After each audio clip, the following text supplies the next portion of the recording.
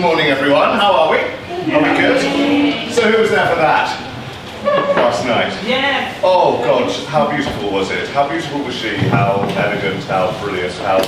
I loved that she communicated with such energy and warmth to us as an audience. And I loved the relationship with all the people. What were the people holding the road school? Cavaletti. The Cavaletti holding that instant community project there with her. And great artists, great engagement.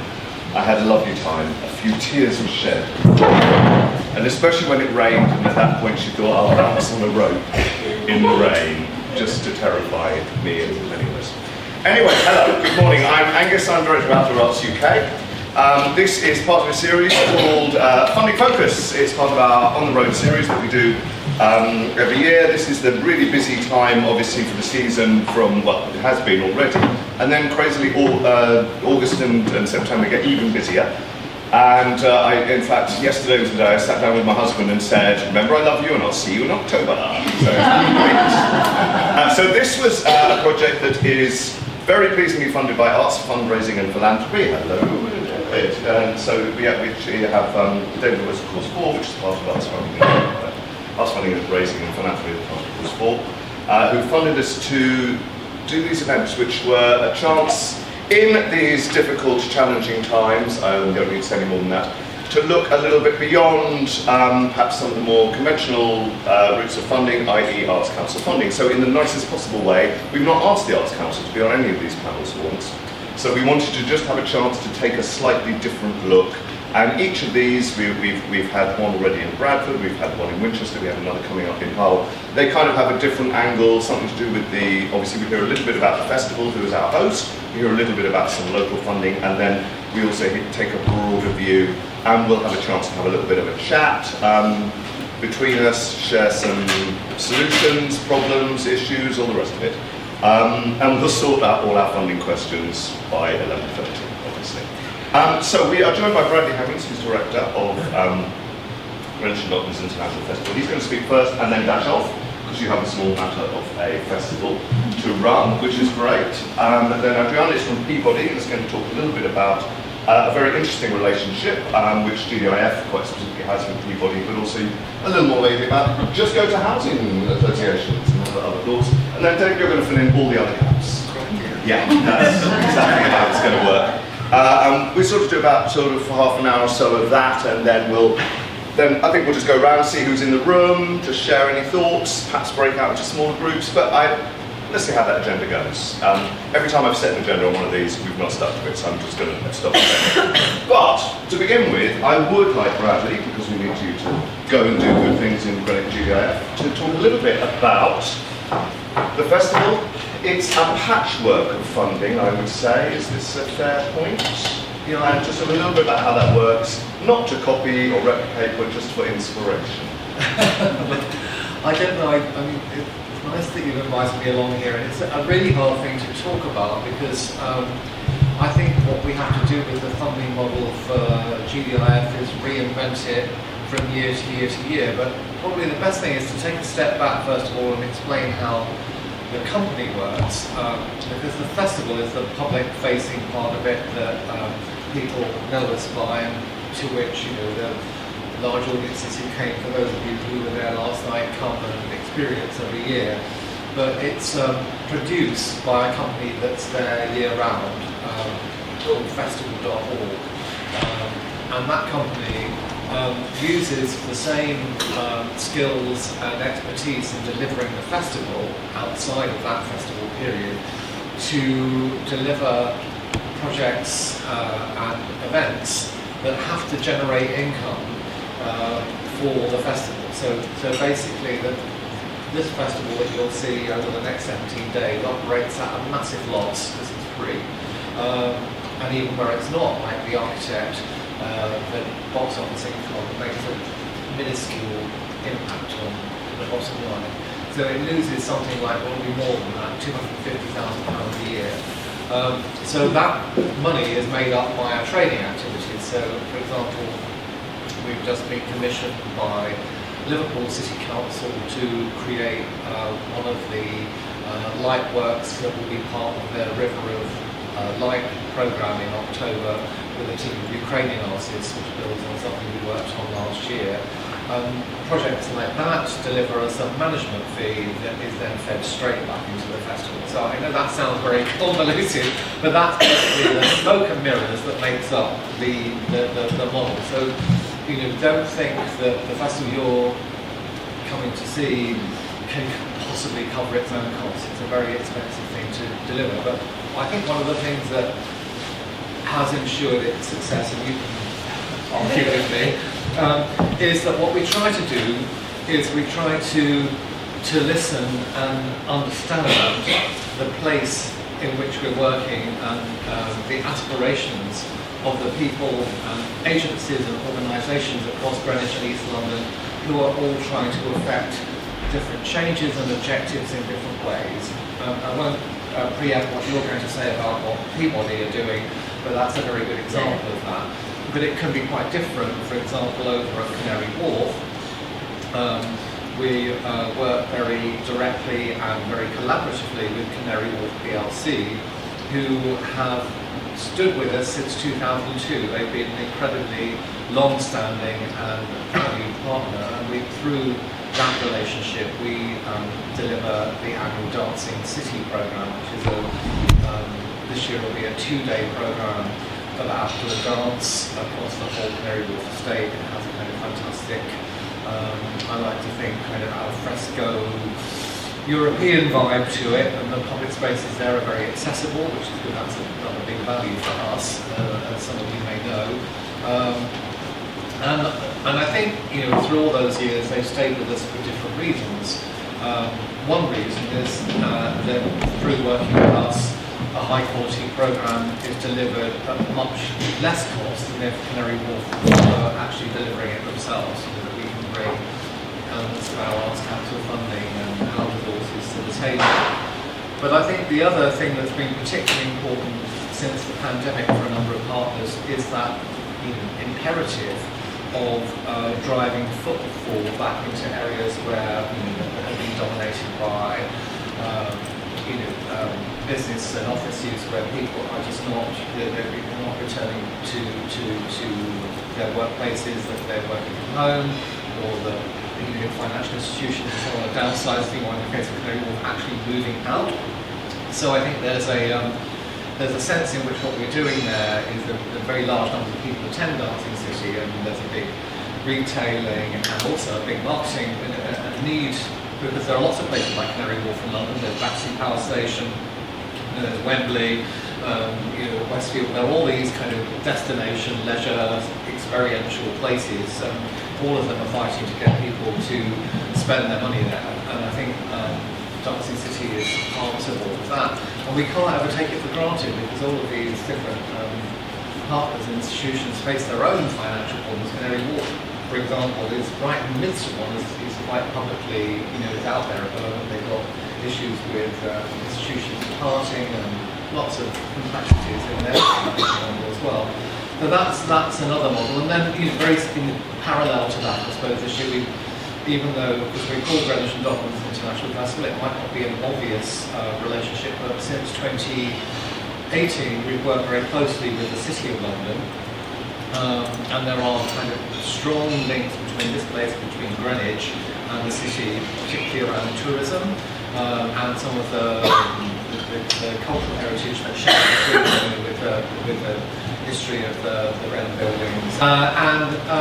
So the city have, in response to this crisis, really, the city can feel completely vacant at weekends and on Fridays now.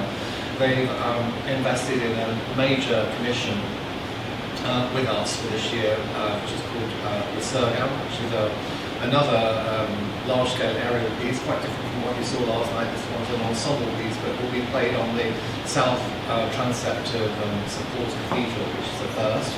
Nobody's ever done that before, so let's see. I think the city have stepped up to this, because there really is a crisis in terms of people coming back into the city, and they've built around this their own festival, the Bartholomew Fair. So both festivals are partnering up. So I suppose I'm trying now to think about it in a wider sense.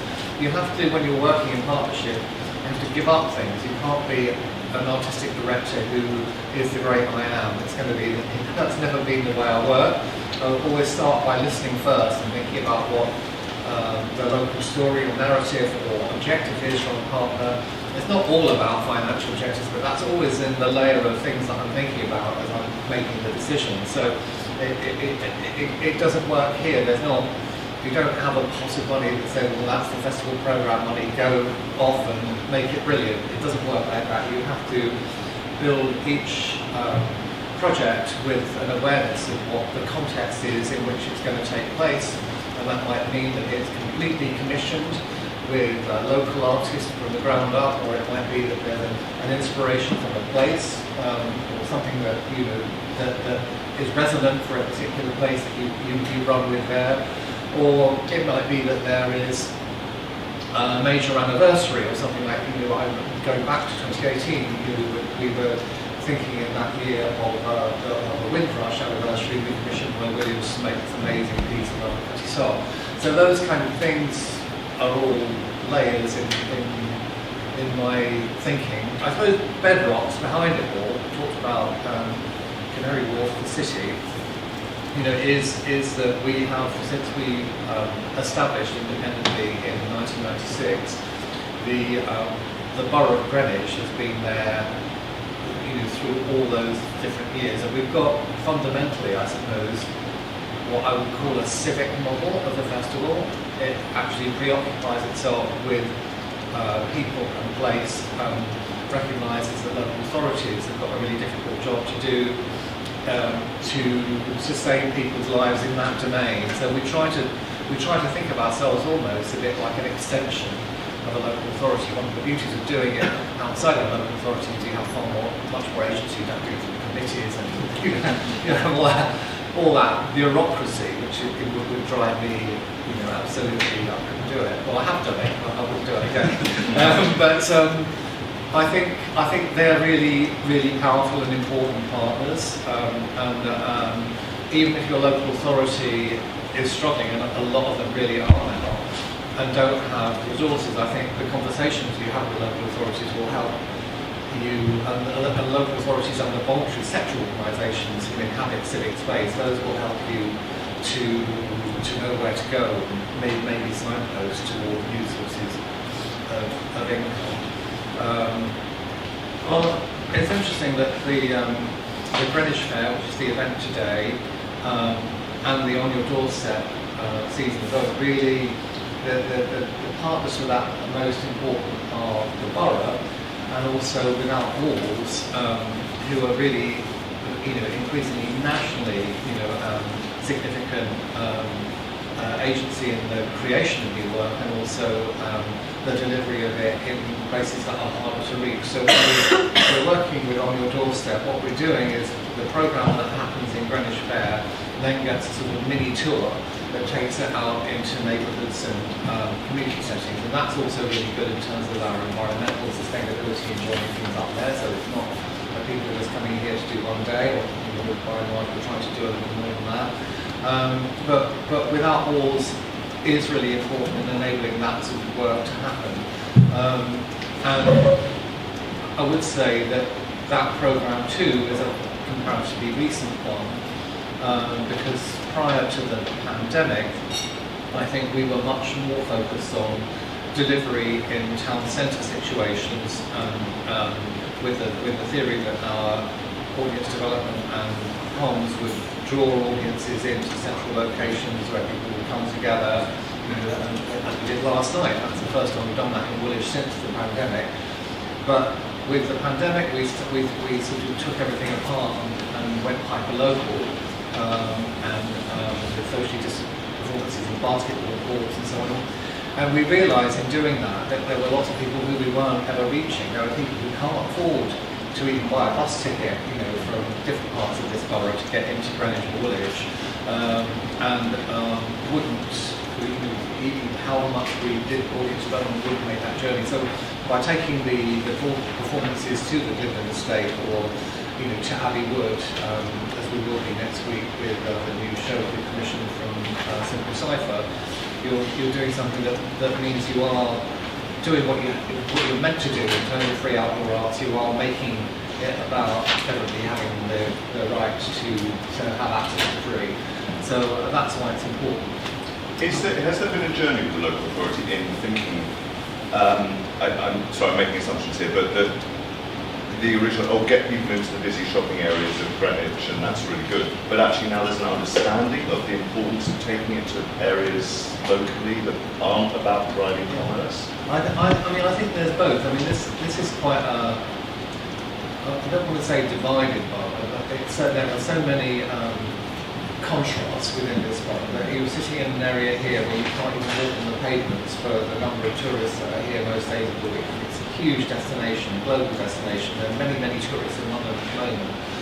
But to what extent residents who might live in the Southwood Borough, or it'd be in Mottingham or in Kidbrooke or down in Avery Hill would come into Greenwich, I don't know. Certainly, even when you go to the other big town centre in the borough, Woolwich, there'll be a certain, this is a bus hub, that people might be coming in there from Plumstead, but actually when you go further east from there to Abbey Wood, probably not, so it's Thamesmead, again, I won't steal your thunder, Adriana, you can tell us that story.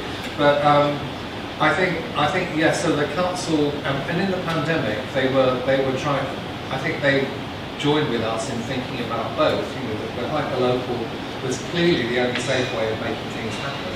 But as things started to emerge, the local authority helped us do these big destination installations, which were again safe. So there was, an installation by a Swiss artist called Dan Ashe called Borealis, which kind of evoked the Northern Lights over the Naval College and then over the barracks in Woolwich. And they were really big destination pieces because the sites are so big and because we had a management system to get people through safely. They worked as a way of bringing people back into town centres, step by step, as it were. So I think they joined hand in hand with us on that. And who knows where we're going to go next? I don't know. But they are very mindful of that kind of local disenfranchisement in terms of culture. It is really hard. Now, you mentioned Without Walls, just in case people don't know, that's a commissioning programme that operates nationally, and it's a kind of partnership with many different festivals, in case we assume. Lastly, you are an NPO as well, an Arts Council funded national portfolio organisation. Which bit of that of your work does that vaguely cover? Well, obviously, within our funding agreement, we set out with the Arts Council what we're going to achieve in terms of X number of commissions or audience members, or work that addresses environmental responsibility and so on. So it's a part of the jigsaw, but obviously we have behind it an organisation that needs salaries and office and admin and all of that paid for. So it's a patchwork. The Arts Council is, the good thing about the Arts Council NPO funding is it does give you the flexibility to be able to move that money over. They're not going to say it's only dedicated to this. That's not like project funding for the Arts Council. We can move it around within the organisation. It is for the festival. It's not. It doesn't pay for, and it shouldn't pay because all those things we do outside of the festival need to generate income to come back. But actually, I think the Arts Council recognises the power of those things. Like, for example, Alison, who is somewhat, Alison is our associate producer, and you'll meet her later on in the pitching session tonight. I hope you're staying for that. But Alison has been the producer of Black Victorians. It's a work by Gina for Jean Charles that we R&D in 2020 and then took it forward in 21 and 22. Went through Without Walls for investment and national touring. Alison's been taking that out on tour internationally this year, and so that production, while we're very proud of it, and we will obviously be telling the Arts Council about the large numbers of people who've seen it in different parts of the world, that has to now generate income to backfill the cost, we rehearsal costs this year and things like that. And there's a kind of training back and forth like that. So, but that's kind of almost a commercial operation as well. Yeah, It's a piece of work that was funded from many different sources. And also was one of my number one shows. Quite right too. So Bradley, you need to go. Is there anything else that we can throw at Bradley? I'm sorry, I was throwing questions at you because I know you've got to run. Anyway, go. Hello, I'm Chatham with Awards. Hi. If I'm an artist and I'm listening to this and I'm thinking, wow, I really love to get commissioned by GDIF, can you tell us a bit about Stomping Ground, about how you commission work? I think I always encourage artists to write to me and tell me about their ideas, and I do my best. I have like a couple of hundred a week, so I can't ever go back to everybody, but I prioritise the UK ones. But I like to. What happens with our walls is that there is an annual open call.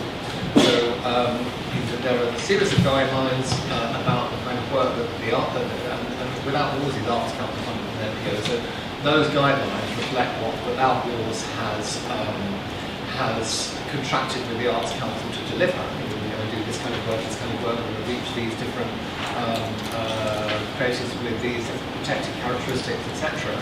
But I will always make sure that I read and engage with every single one of those applications, and there'll be 120 every year at least. So it's a long job. But I think I can't guarantee a commission, but I do like to know what people are interested in making. Often in commissioning, the starting point might be more about the festival, might be more about the place or a story. So, for example, the big one in Roshi you'll see this year is the architect I referred to it before. In marking that 30th anniversary of the murder of Stephen Lawrence, that led me to a range of different artists, theatre makers that I wanted to invite to do it. Roy Williams, who I work with a lot, who lives around the corner, and Matthew Zia, who I've worked with twice before on outdoor theatre production. So it's not that I sit waiting for ideas to come in, though I want to hear them, and they kind of personalise a process. But a lot of the commissions have to kind of arise from a place or an audience. It doesn't have to be an anniversary.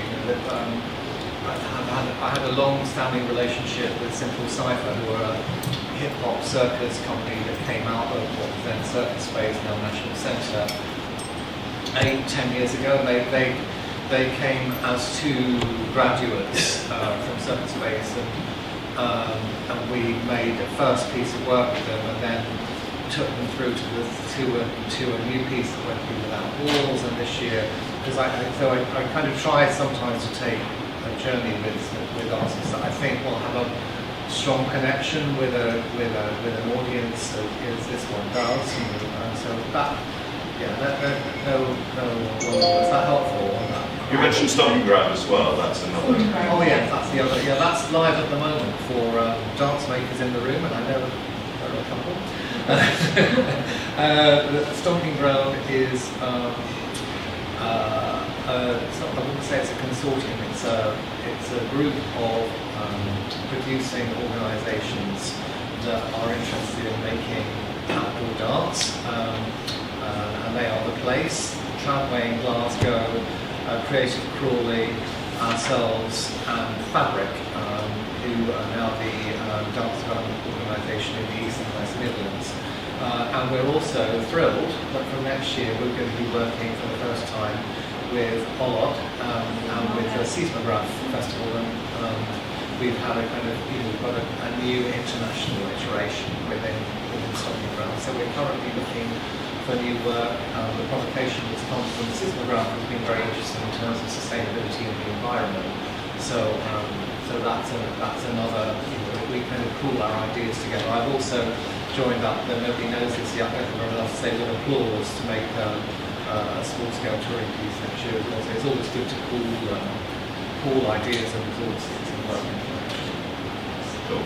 So many different groups. Anything else before we let Bradley go and remember? One really quick question. Yeah. Not really big one, but how did it all start? Because I know that you came out, is that right, you came out of the council? Yeah. Independent live in London Borough of Greenwich, and we have a similar programme, it's more like on the doorstep. Right. So I'm interested to know how you currently run it. Well, the story of it is that there was something before Greenwich and Docklands International Festival called the Greenwich Festival. And local authorities in the 70s all had their festival. There was an Islington Festival, there was a Camden Festival. It was the thing to do if you were a local authority. So it was run by the festival. It had a charitable trust that did some other fundraising about it. And then in the 90s, all of the local authorities, I think it was called poll tax capping. Some of you may have long memories and remember it. I'm probably the oldest one in the room. They started to really cut back on all those services, and culture was right top of the list. And so what was happening in Greenwich was a lot of different things were starting to move into kind of arm's length relationship to the borough. So one of them, it's hugely successful now, was what was called GLL, Greenwich Leisure Limited, and it's now called Better. You've probably seen leisure centres all over the country run by Better. Well, that started in Greenwich as a social enterprise that took on the management of leisure centres.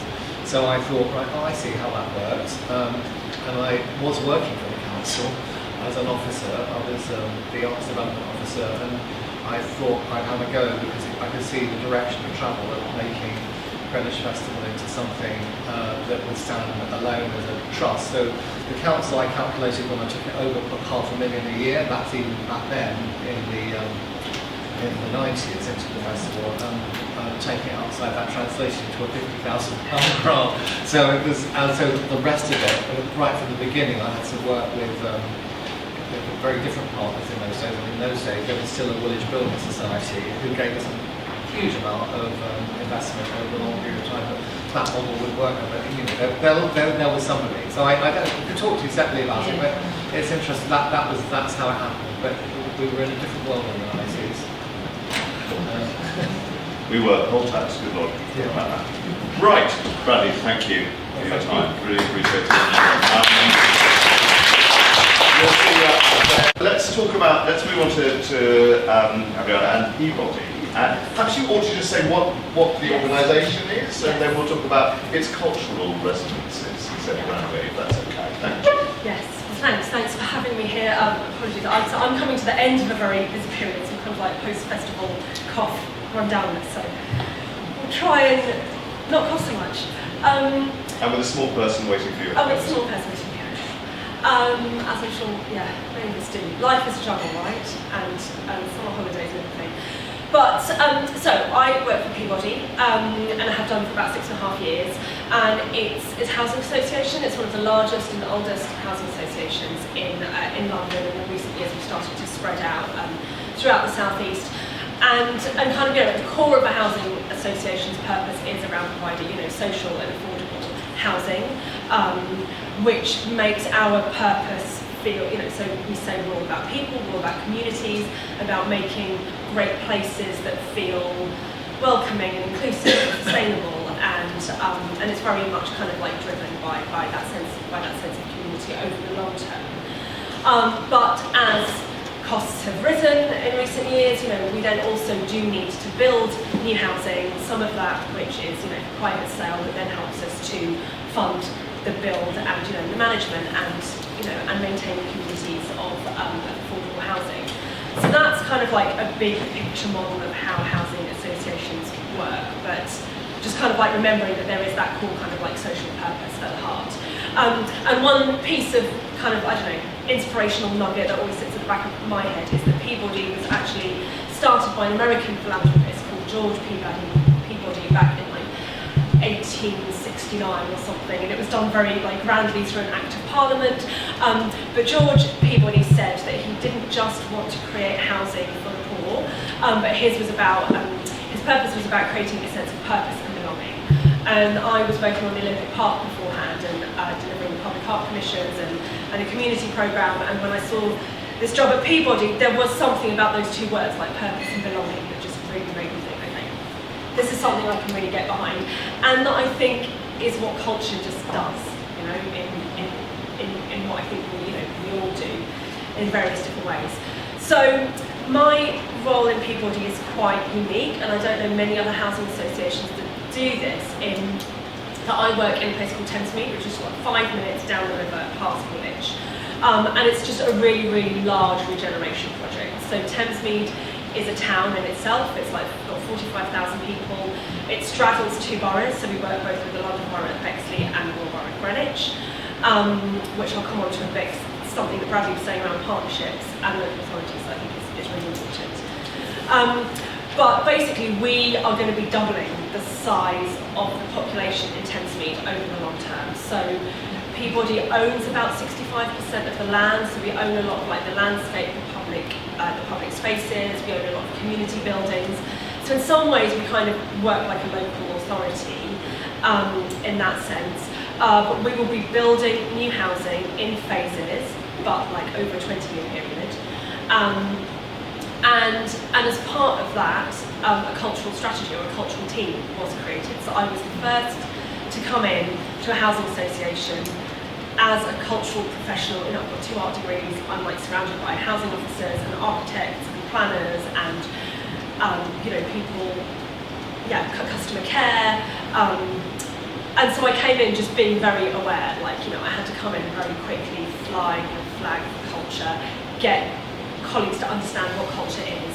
And the way we kind of talk about it is, when you're building a new place or when you are enhancing, expanding a place, when we think about our favourite places and when we think about places that are successful and sustainable and feel just great and nourishing, what are all of the key ingredients that make that happen?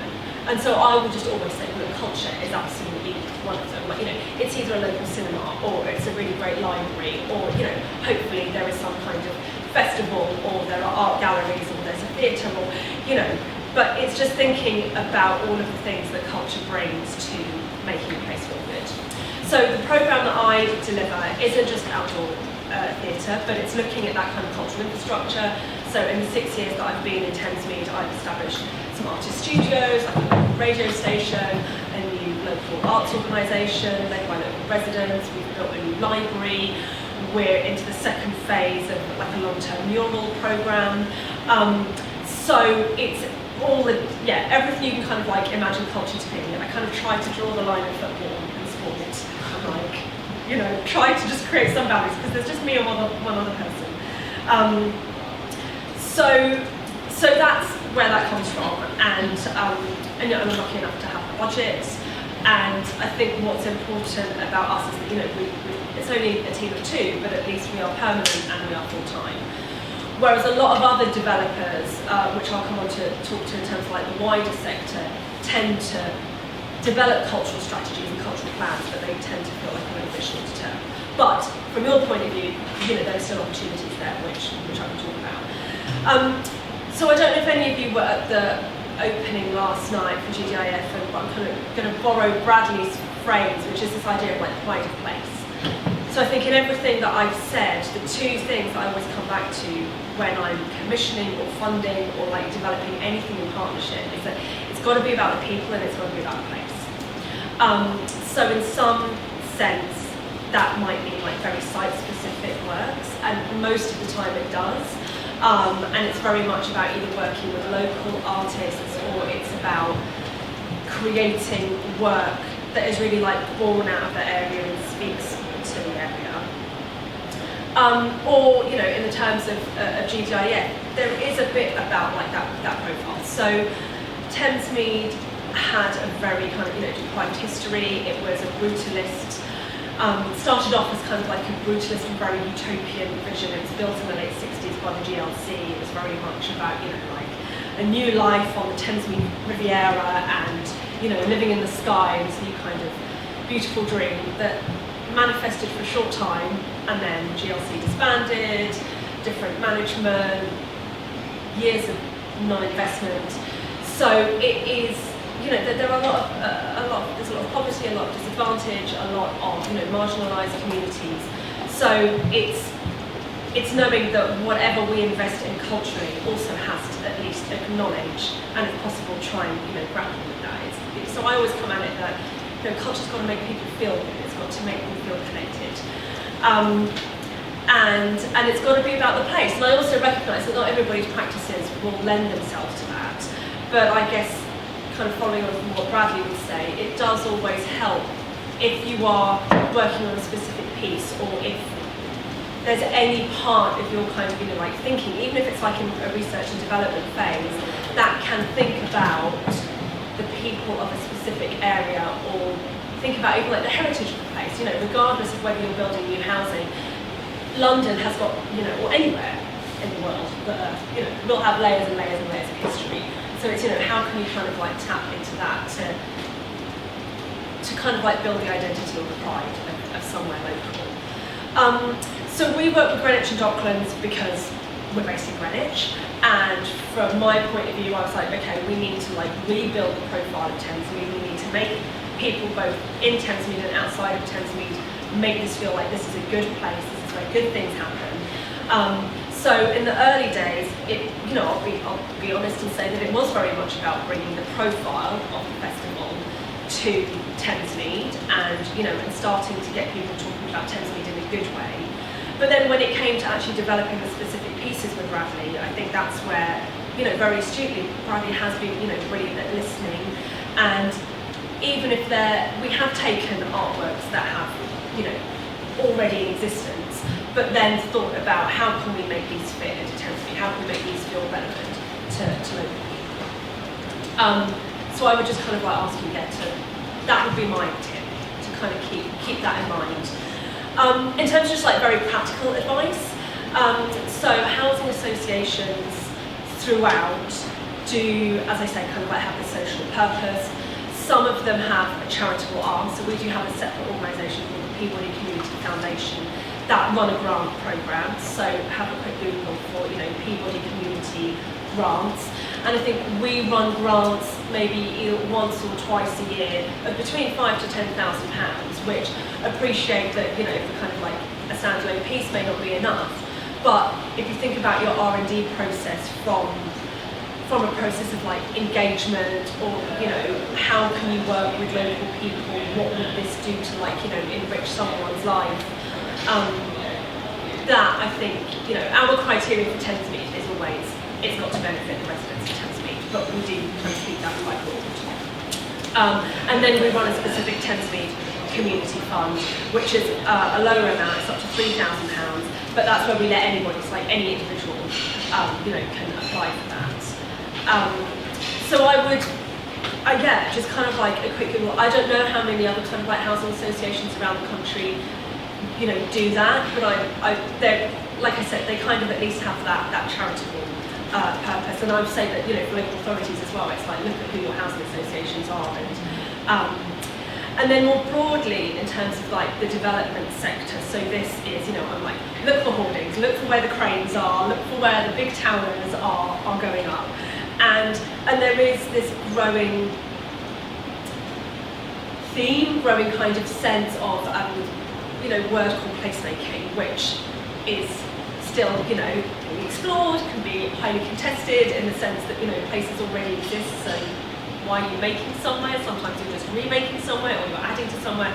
But anyway, I think that also speaks back to this idea of, just around the corner in Woolwich, where, we would have been last night, big new development coming up. It's like, what are the ingredients, even on the doorstep, what are the key ingredients that you need to make that place feel good, feel nourishing, feel, inclusive? Is it an art gallery instead of a shop? Is it public art? I come from a public art background. Is it a community radio station that has local volunteers, etc. So and all developers also will have this like social agenda. So it's thinking around, again, like Googling developers and social value. So that's a new kind of like word that is really starting to come up. And a lot of the time social value will be measured in terms of things like supporting community groups, supporting jobs, apprenticeships. But I think it's then, widening the perceptions that can also, encompass culture. And I guess the last tip I would say is around partnerships. And so I do get emails, and I encourage also, emails to me about works that are in development, directly from artists. But it does feel much easier and perhaps gives us a bit more confidence if a project comes to us that already has like another partner in place. So we don't feel, number one, like we're fronting the whole cost, and that it feels like there's buy-in from somebody else already. It's almost kind of like you're sharing the risk. And yeah, and I think, and again, with local authorities, I mean, I'm sure I'm not speaking out of turn when I say, you know, that both Bexley and Greenwich, you know, very small cultural budgets, you know, teams stretched very far. I feel like Greenwich is kind of like, you know, increasing again, which is great. But it is just getting that, at least a conversation with the borough included as well. I think that's everything. That's great. Obviously, lots of other, not to host a GIF. Who else do you work with in terms of perhaps not just focusing on the outdoor performance side of things? Yes. What other areas that you reach out to, just to give us a bit more examples? Yeah, sure. So we have a long-term partnership with Arts, who are artist studio provider.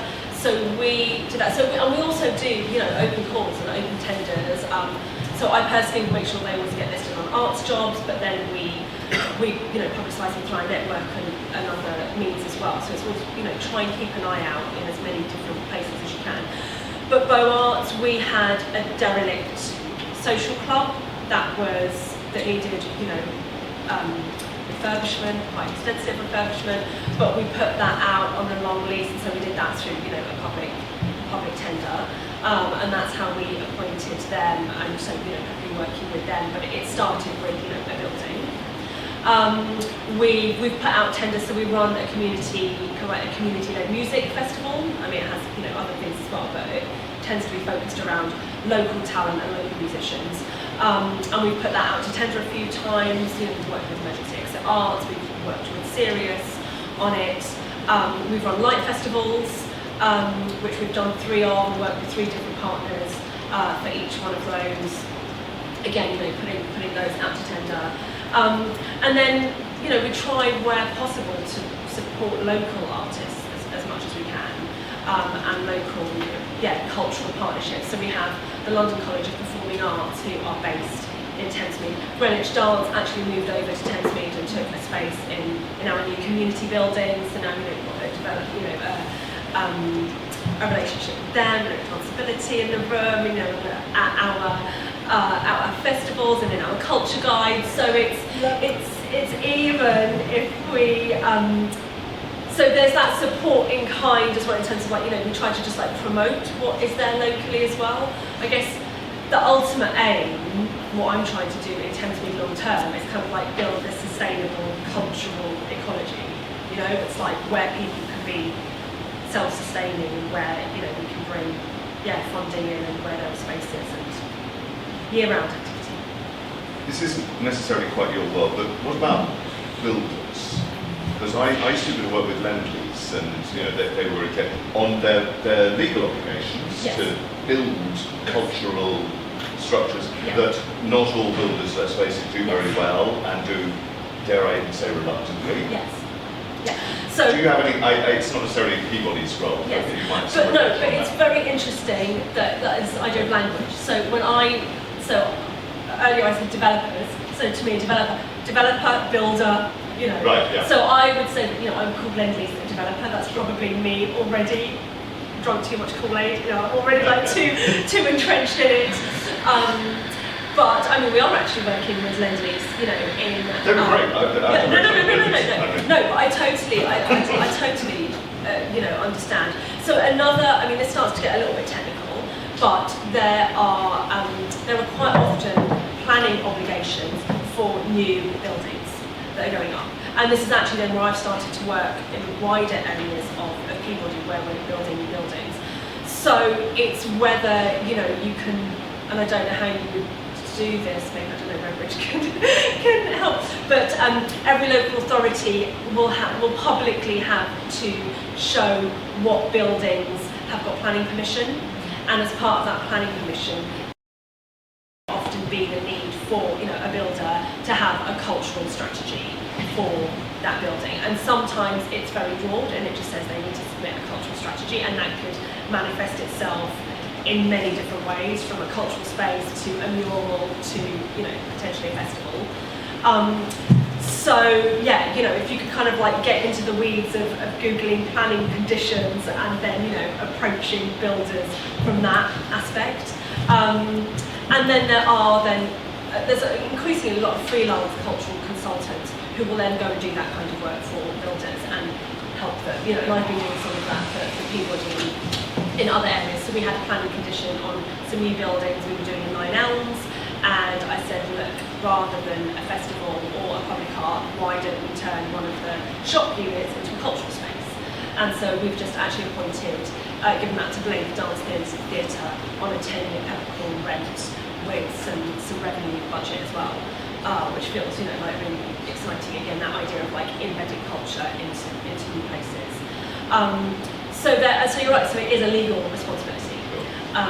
It sounds quite grafty, though. That's where it's then looking at, you know, like cultural consultants, you know, which is a growing sector because you know it's needed, and there are, you know, cultural organisations that will do that kind of work as well.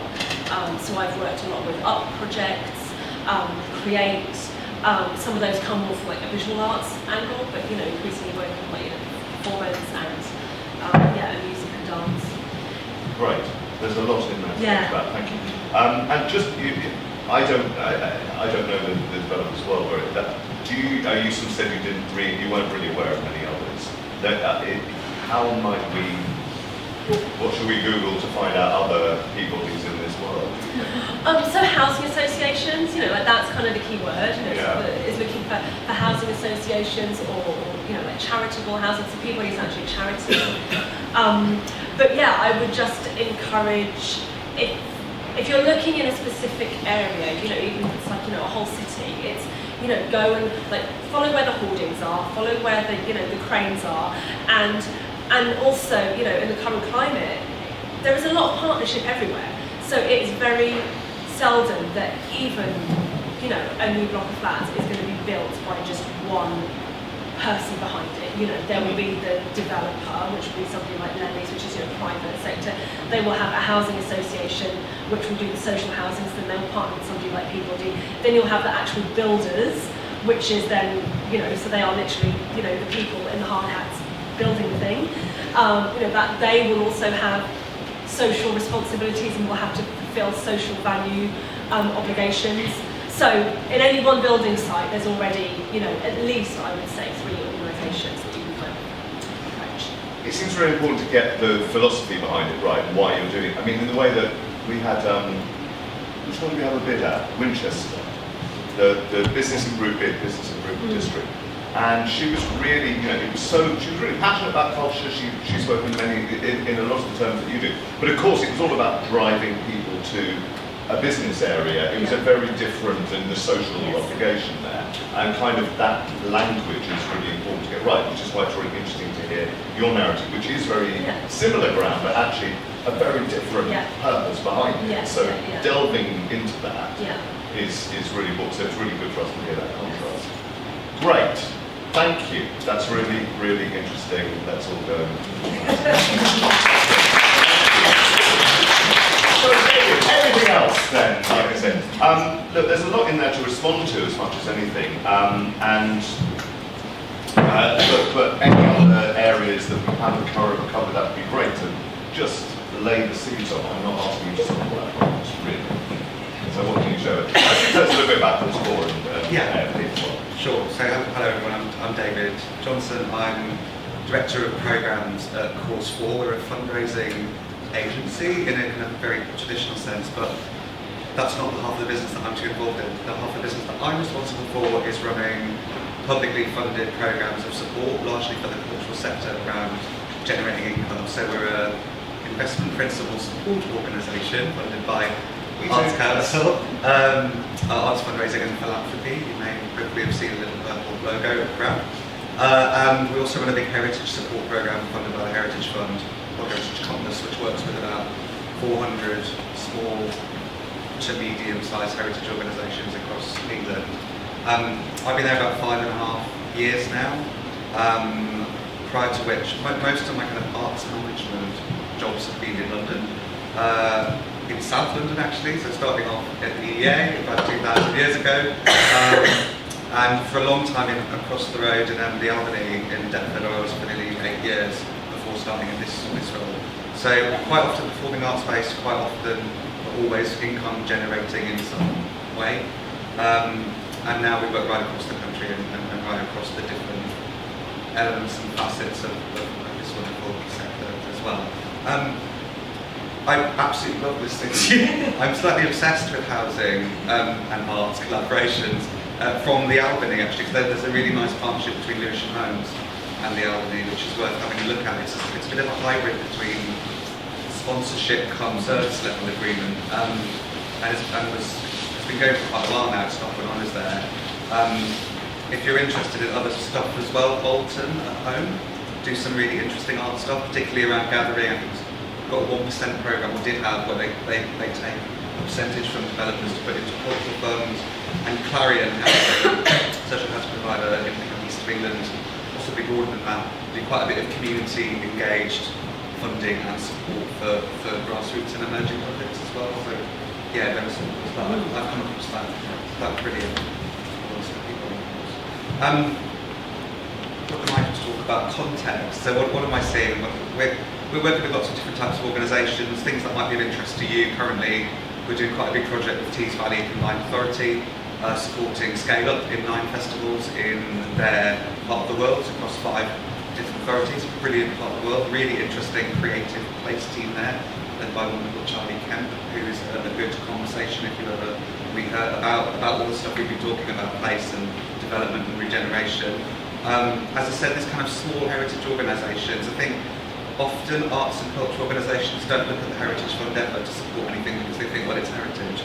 Actually, it's a really broad definition of heritage, and of the 400 organisations engaging with my programme, a number of them are what I would have classed as cultural organisations or arts organisations.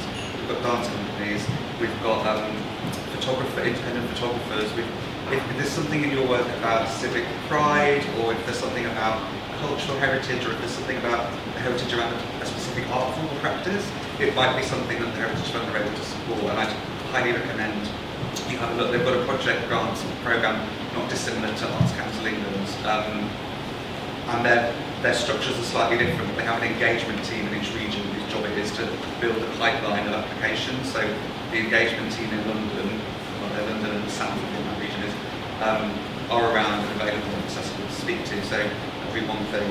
I think with statutory funding right now, be it Arts Council, be it Heritage Fund, be it local authorities, where there is any money left to fund things, it feels to me like there's quite a lot of shift in strategy. Arts Council strategy is relatively new.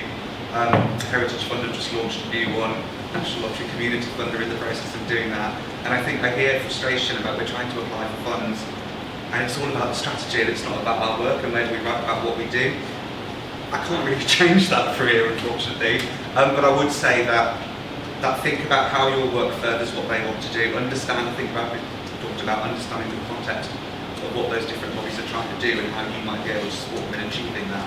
I know ACE are going to be changing their application form to make it a bit more straightforward to talk about what you do, but until that happens, just, they're there to deliver a specific agenda, and your work, whilst it's amazing and precious to you, for them is about furthering that specific agenda that they're given money to do. So it's worth just thinking about how that's framed. Trusts and foundations, so private sources of funds that people can apply to, often via a grant application. They seem to be the most competitive I've seen in my kind of 17 odd years working in this sector.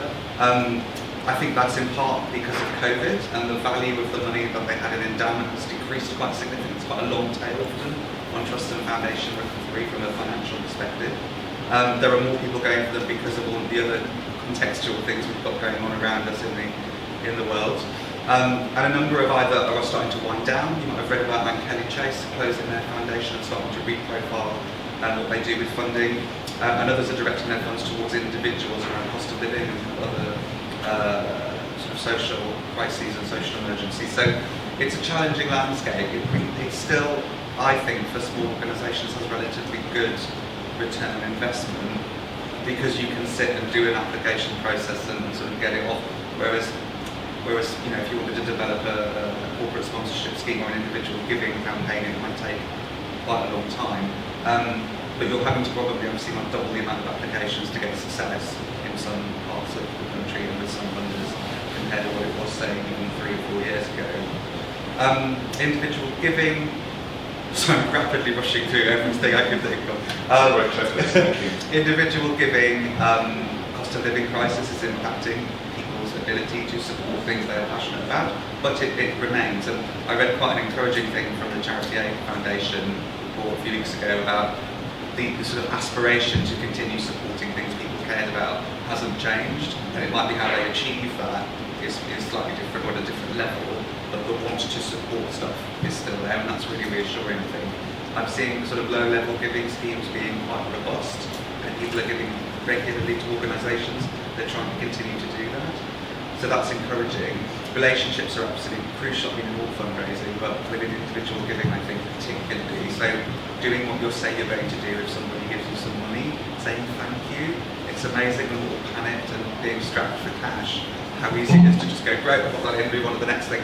Thanking that person and thanking them again is so important. Can I just go back a stage, just because it came up in another one of these that we did, was actually asking in the first place is something that we're not great at doing. Yeah. And yes, it can take time, and not everyone has the resources to have an asking for individual campaign going. But actually, what we kind of picked up was even asking 5 people is better than asking none. Absolutely. And we're not very good as a sector, and one of the people that you put us onto to kind of challenge the room, just said, actually go through who's in your mailing list. You'll find some people there, not all of them. Yeah. And actually it might just be that the one email that you can do quite easily lands in the right place, and then we can at least get in a position of thanking. Yeah, I've done it loads of times as a fundraiser. I've left something and gone, I told such a great story about my work, there's no way they're not going to invest in that, and they didn't. And then I've sat there and reflected on it, because I never actually said, and we need X amount of money to do this. I just told a really great story, but without kind of action at the end of it. So we talk about quite a lot of sort of head, heart, hand in storytelling. So when you're talking about something that you want someone to invest in, give them something they can intellectually engage with in the head, and a statistic about an area, an understanding of the community you're working with, a fact, a figure, some evidence. Give them something from the heart, what's going to pull the strings and make them feel emotional about something, what's the emotional connection. And even if you're writing a grant application, there's someone at the other end of the computer reading that who is a person, and I think we often forget that in bid writing. We want something, we want to feel something, and this sector's amazing for making people feel stuff, but we don't always pass it on in terms of asks. And then the hand is the actual ask itself. So A, making sure you're asking, and B, making sure you're asking at a level where people feel they can make a difference. So if you've got a £25 million campaign to build a new building somewhere, and I go up to you and go, have you got 50p or a pound to contribute to this? I'm like, what's the point? It doesn't make a difference.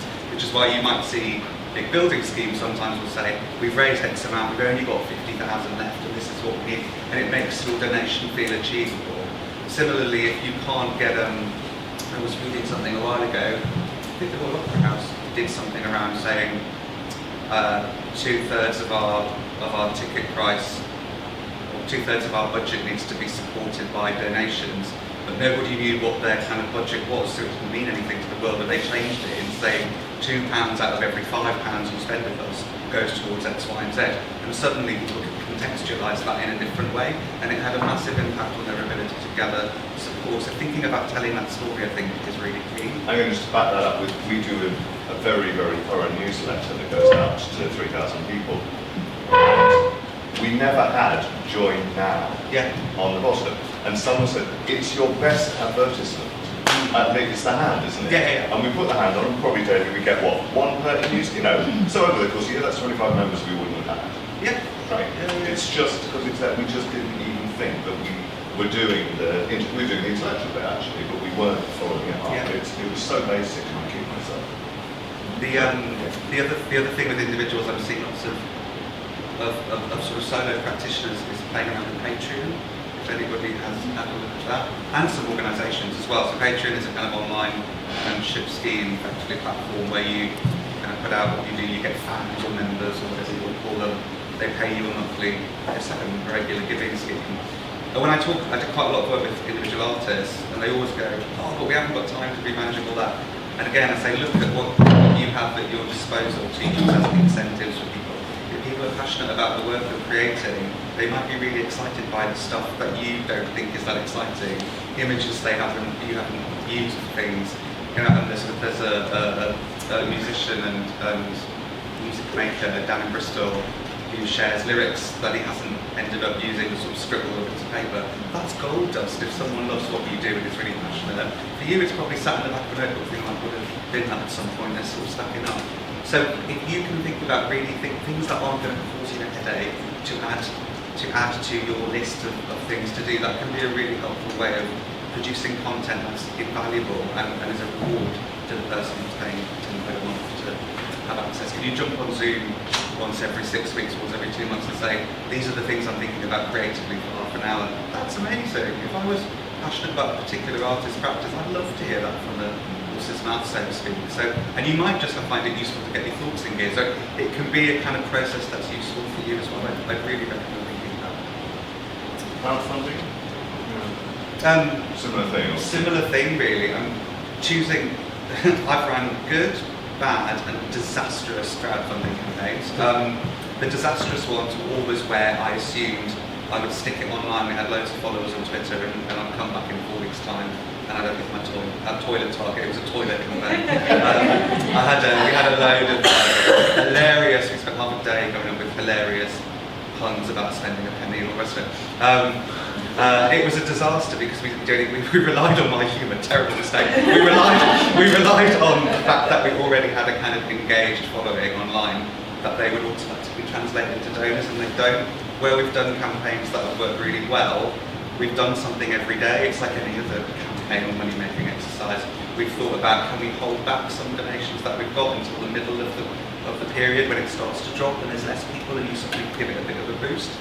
We've got people who we know are going to give at certain times of the month, so we know when things are dropping in, and it's quite coordinated and planned.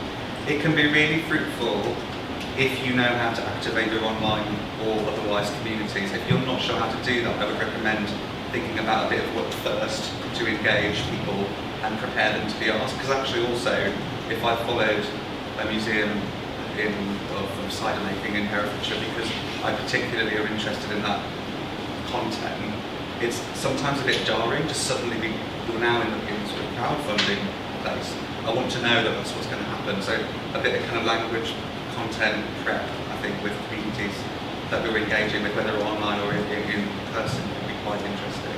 There was one of our members who did set up crowdfunding simply because it was largely to do with their community work. People saying, we just want to give you something. You know, and we can afford it, and we know that there are people in the room who can't, so we'd like to give a bit more, but we don't want to. And they literally just have it sat there gently, so it's a facility rather than, and that was a complete mindset to me in terms of what I thought crowdfunding was, which was, you know, kind of going to a charity walk actually. Yeah.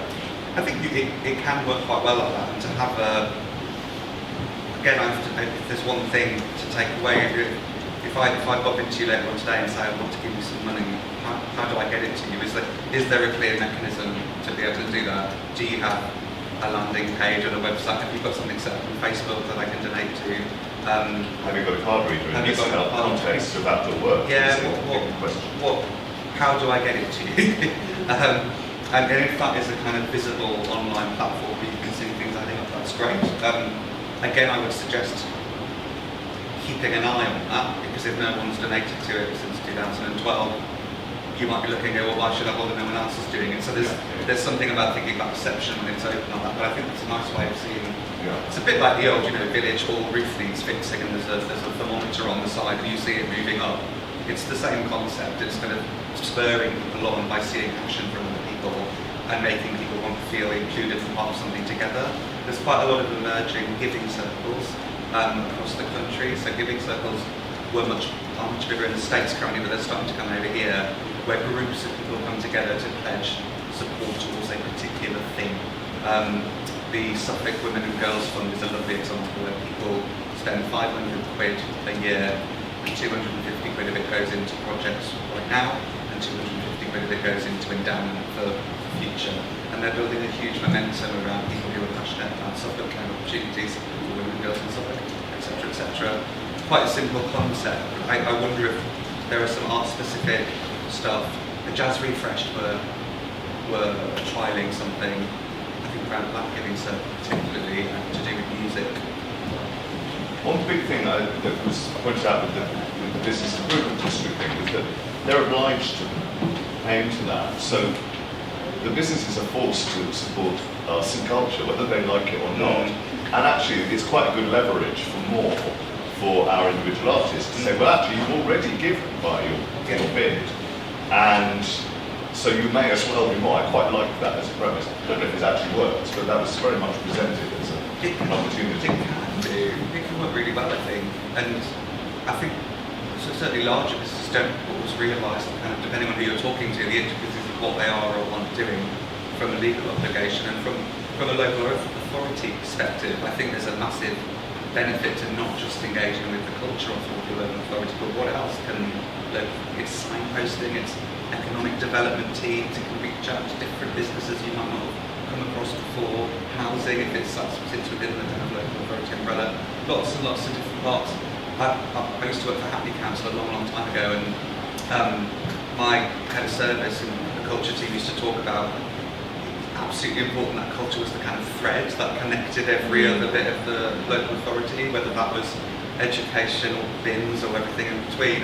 And we used to really try to sort of wangle our way into stuff. So there is an advantage to all the, waste disposal. Funny enough, I've had money from a waste disposal private company before who just wanted useful images of the stuff that we were doing to liven up their kind of social media and talk about. Ultimately, it's pictures of bins on their Twitter feed, right? But that's another thing that I haven't. All these lovely production shots I had at my disposal were absolute gold dust to somebody who wanted to liven up the bin pictures, sort of break up the bin pictures. Really, really simple. It was a couple of grand a year of support and a really, really nice, easy relationship to do. I think on the business front, small scale support where you understand place. Place is going to go up again and again. Where you can talk about why a local business, an emerging business, perhaps a family business that has a real connection to where it's operating in the same way that you might have, and having those conversations and bringing that relationship together can be really, really lucrative, both in terms of in-kind support, marketing, other types of promotion, but also turning into cash sometimes too. I would just say with business to be really clear in your mind before you start who you will and won't take money from, because the kind of ethical scrutiny is increasing both from audiences, from collaborators, in the press. Again, somewhat naively in previous jobs I've got when I'm not working at the National Theatre, the VP aren't going to offer me sponsorship, I'm not going to worry about anything too much. And then you get into these kind of strange situations, sometimes with development, particularly if there's a controversial development that might be something very localised political issues. So just have a think, where you would or wouldn't take money from, and it's much easier just to decide in the first instance than get halfway down a conversation and go, oh, actually, this feels a bit weird. And there's no right or wrong answer to that. It's just what you feel comfortable with and what's appropriate. I wouldn't have a sort of Smirnoff youth theatre anytime soon. It's kind of the obvious thing to have. But the nuance of kind of local politics and context of where you are is quite important. Do you have a view on? I go around to many launches of festivals, and it's really interesting to see some of the local authorities going, times are hard, it's the time we will invest in culture more than ever, and others who aren't hosting festivals just literally closing down. They're kind of going, well, we've got no money, we've got to concentrate on other things before we remotely think about culture. Do you have a view on what? I don't. I see so many different examples, I'm like, I can't keep up with it. In the sense that they should or shouldn't. We hope that they would. We hope that they should. But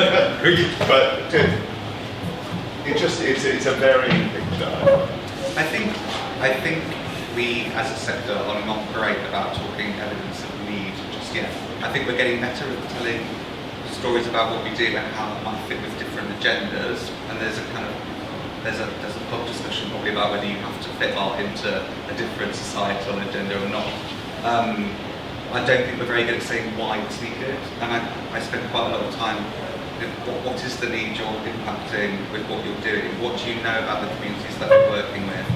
There's a load of people already doing that work. I'm sure the organisation has loads of information about who's in the properties. What you don't have to do all of that, but accessing information in order to show that you're informed and to show that a third party is sort of it's important not just because I say it is, it's important because you say it is, and this person living in this area has already said, I would love to do X, Y, and Z. That's really important, and I think other sectors do that. I think the local, it was Milton Keynes. We were in Milton Keynes, and one of the council leaders spoke so passionately. It was deeply moving as a presentation. It was completely about how this time was the time we needed culture, we needed to engage with our communities more than ever, and that they were not going to cut back, they were going to invest hard in culture. It was amazing and brilliant, and actually probably more eloquent than anybody within the sector could say. And it was great for us to hear it. I'll have him at the next conference. I'd like getting it booking. Yeah. It was just so powerful, and finding those advocates who are outside the sector is huge. But I think actually because people are locally placed as artists, it's a very good place to make those connections. I mentioned Bolton at the home. John Lord, who's their chief exec, I heard him speaking at a conference, and he blew my mind. He's not an arts person at all, but he said, this is why fundamentally arts will always be part of Bolton at Home's agenda. It's important for this reason, that, and he was brilliant. It's on YouTube somewhere, if you look up John Lord, arts and housing. Yeah, and it's been the same here. I mean, many speakers do that. Maybe we should have a little scale. We should star them, give them, yeah, ratings. Right. Anything else you want to throw in that very comprehensive checklist? Look after yourselves in it all, because it's really tough out there. You're going to get knocked back. Definitely, that's a strange way to win this, isn't it? You will get knocked back, but looking after yourself when you do, whether that is spoken word artist, I work with Adriana, she has a sort of burn book for what she really wants to say to the person who's turned it down for funding, but she never sends it. She scribbles it down and then destroys it. But if you need to do that before you kind of seek feedback or move on, I think that's important. And then the second bit to that is we're constantly pulled into, place-based, collaborative working, all really important things that all funders are talking about. You can't be in meetings and consortiums all of your time. You've got to make a living, you've got to make a brilliant work that you've been talking about. Maybe do a bit of an audit of what are you attending, what's in this for me, how much time is it taking, and is it worth it? And it's okay if some things stop and some things start and you move around. We spend a lot of time going to stuff and investing our time, often for free, into these things, and sometimes it'll be because we're passionate about them. You can absolutely have your passion projects that aren't going to lead anything. I chair Fenland Cultural Strategy Group for the District Council over there. Love it. Don't care if it kind of sucks the life out of me, which it frequently does, but I love it. I wouldn't lose that. But there are other stuff you go to and you think, well, I've been banging on this store for about 5 years now. Is it time to draw a line and call it? And then it's okay to sort of start and stop memberships of those things. And I think people sometimes feel you're signed up for life. My burn book is my draft emails, and I don't delete them. Just be so careful. Just in case. I don't press send by mistake. It's happened. It's certainly happened. Cool. Great. Thank you very much. That was really